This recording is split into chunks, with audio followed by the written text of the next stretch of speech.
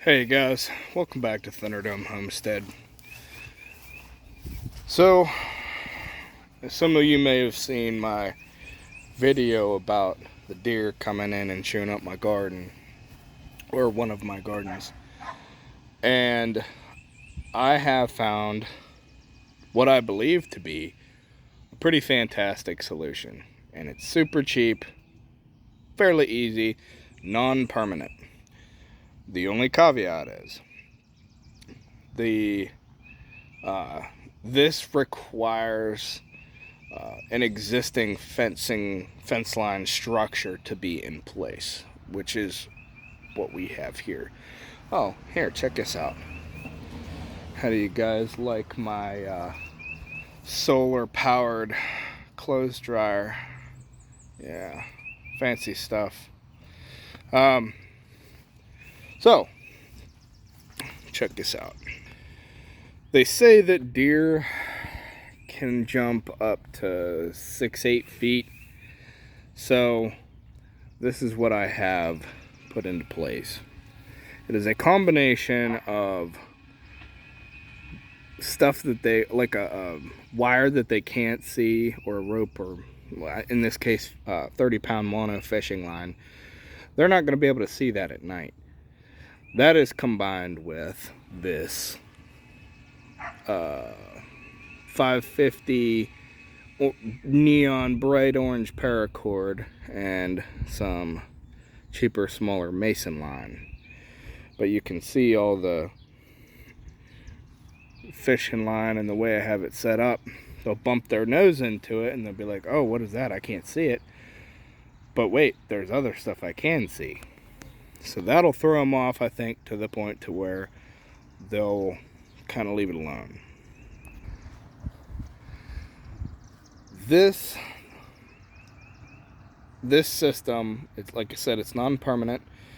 The 1x2s that hold up each corner are tie wired to the existing fence, so it's not like I'm altering the actual fence or anything. So this is our backup location. It's not the main homestead. We rent here, and obviously it's a no bueno on permanently modifying the fencing, for one, and for two, it's just not worth it. This was the cheapest option I found. Altogether, I think I spent about 20 bucks on this, and it's really been working so far. We've saved, do you want to save 15% or more on keeping deer out of your yard? That one isn't Geico. I don't know what one that is, but you did save 15% or more. And the cool thing about it is instead of having to protect each bed or each container or bucket, you can keep them out of the entire yard, and it is way less costly. You don't have to protect each planting space, which would have been considerably more expensive. That, and I'll show you another method that I've researched here. So here's this. So when you have two pieces of fence like this, deer don't have depth perception. So if there is more than one obstacle, such as this cattle panel I just threw in here, they're not going to jump that fence because they have no perception of how far apart and whether they can safely land. So in instances like that, I wish my tongue would cooperate with me right now. In instances like that, the deer just aren't going to jump over that spot, because if they can't ensure that they'll land properly, it's too risky for them. Juice ain't worth the squeeze. But those are two of the ways that I am actually doing this right now, and they seem to really work so far. We haven't had, it's been a couple of days, and we haven't had any more of our stuff get chewed off or eaten, so that's good.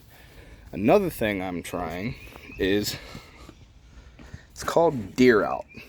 Okay, it's apparently it won't wash off, they say. We'll find out. I'll let you guys know. Super long lasting, minty, fresh scent, and it is all natural. So apparently the ingredients are peppermint oil, garlic oil, white pepper, water, vinegar, vegetable oil, and a few other things.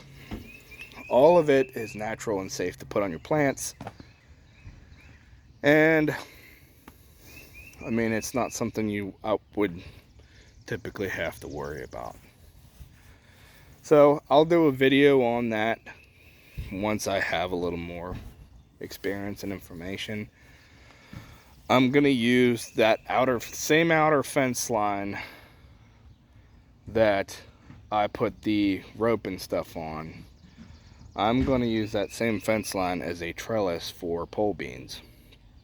And basically the main thing protecting those beans is not going to be that fence line, because they'll be growing through and on the fence line. It'll be that deer repellent stuff. And if it works, it works great. If not, I'll plant some beans in one of the raised beds, and that's what we'll have for the time being. But hopefully that stuff works well enough to keep the deer from chewing the beans on the fence line, because that would truly be our best option as far as planting beans here. Because beans, I mean, they can take a decent amount of space, especially if you're doing bush style beans. That being said, if it works, it works. If it doesn't, it doesn't. Anyhow, you guys got something out of this, like, share, subscribe, and I'll talk to you later.